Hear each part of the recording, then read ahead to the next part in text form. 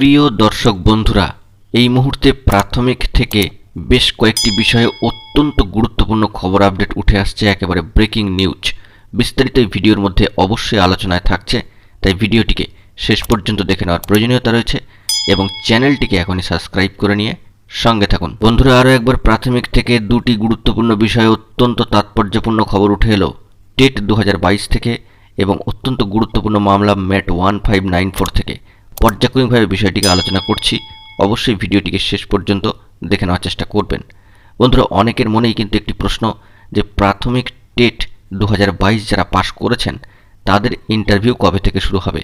কারণ ইতিমধ্যেই 2023 সালের কিন্তু জুন মাসের দ্বিতীয় পর্যায়ে আমরা এসে পৌঁছেছি এবং এই বছরটি শেষ হতে আর মাত্র 6টি মাসের মতো সময় কিন্তু বাকি রয়েছে।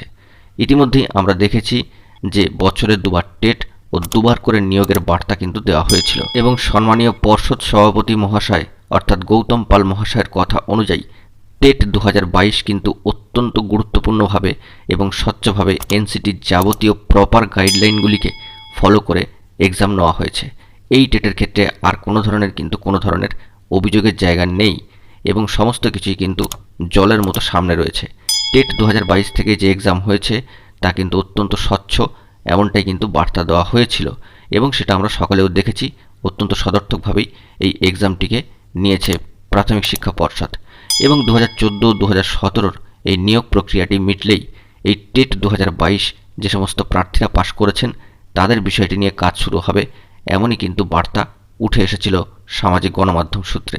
তবে এখনও পর্যন্ত টেট 2014-2017 থেকে এই যে ইন্টারভিউ প্রক্রিয়ার প্রসেসিং সেটি কিন্তু চলছে এবং আমরা সকলেই জানি ইতিমধ্যে কয়েকদিন আগে এই নিয়োগ প্রক্রিয়া থেকে 18th ফেজের অর্থাৎ 18তম দফার ইন্টারভিউ নোটিফিকেশান কিন্তু প্রকাশ করে দেওয়া হয়েছে।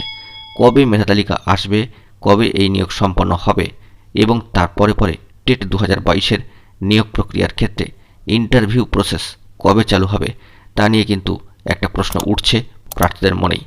ইতিমধ্যেই টেট 2022 যে সমস্ত প্রার্থীরা পাশ করেছেন তারা জেলায় জেলায় ডেপুটেশন কর্মসূচি পালন করছেন এবং ডিপিএসসিগুলিতে অবশ্যই নির্দেশ বা আদেশ আগে থেকে সংগ্রহ করে তারা কিন্তু ডেপুটেশন জমা দিচ্ছেন। তারা অত্যন্ত গুরুত্বপূর্ণভাবে কর্মসূচি পালন করছেন। পাশাপাশি অত্যন্ত বড় একটি দাবি যেটি হলো প্রাথমিকের ক্ষেত্রে 5ম শ্রেণীকে অন্তর্ভুক্ত করা, এই অন্তর্ভুক্তির দাবিও কিন্তু তারা জানাচ্ছেন। পরবর্তী ক্ষেত্রে তারা জানিয়ে রেখেছেন যে এপিসি ভবন অভিযান কর্মসূচিও কিন্তু পালন করবেন সমস্ত টেট 2022-এর পাশ যে সমস্ত প্রার্থী রয়েছেন তাদেরকে সঙ্গে নিয়ে। বন্ধুরা, আমরা চাই দ্রুত এই সমস্ত ইন্টারভিউ প্রক্রিয়ার যে যাবতীয় প্রসেস তা মিটে টেট 2022-দের জন্য এবছরই ইন্টারভিউ প্রক্রিয়া চালু করার নোটিফিকেশান আসুক। দেখা যাক পরবর্তী ক্ষেত্রে প্রাথমিক শিক্ষা পর্ষদের তরফ থেকে কি বিশেষ উদ্যোগ নেওয়া হয়। অন্যদিকে ম্যাট 1594 এই গুরুত্বপূর্ণ মামলার একটি খবর আপডেট কিন্তু উঠে আসছে। সবাইকে কি 6 নম্বর দেওয়া হবে? পর্ষদের কি ভূমিকা থাকবে? এরকমই কিছু জরুরি প্রশ্ন কিন্তু উঠেই আসছে। তবে ম্যাট 1594 থেকে যে গুরুত্বপূর্ণ খবরটি উঠে আসছে যে বেশ কিছু জরুরি হলফনামা কিন্তু বিনিময় বা এক্সচেঞ্জ হয়েছে এবং পার্ট বির হিয়ারিং কিন্তু শুরু হবে এবারে। দেখা যাচ্ছে যে ম্যাট 1594 থেকে ইতিমধ্যেই সম্মানীয় ডিভিশন বেঞ্চ তাদের রায়দান বা মতামত কিন্তু দিয়ে দিয়েছেন, কিন্তু সিঙ্গেল বেঞ্চের মামলার ফলাফল এখনও পর্যন্ত আসা বাকি এবং পর্ষদের ভূমিকাটাও কিন্তু কেমন হতে চলেছে তা আমাদেরকে অবশ্যই জানতে হবে। এক্ষেত্রে জরুরি খবর আপডেট খুব দ্রুতই উঠে আসবে এবং এই খবর আপডেট উঠে এলেই পর্ষদের ভূমিকাটা কোন জায়গায় গিয়ে দাঁড়াচ্ছে সেটাও কিন্তু সবার কাছে স্পষ্ট হয়ে যাবে। অর্থাৎ এটাই বলতে চাইছি যে পর্ষদ কি সকলকেই 6 নম্বর দিতে চাইছেন তা কিন্তু আপডেট উঠে এলেই এই মামলা থেকে জানা যাবে।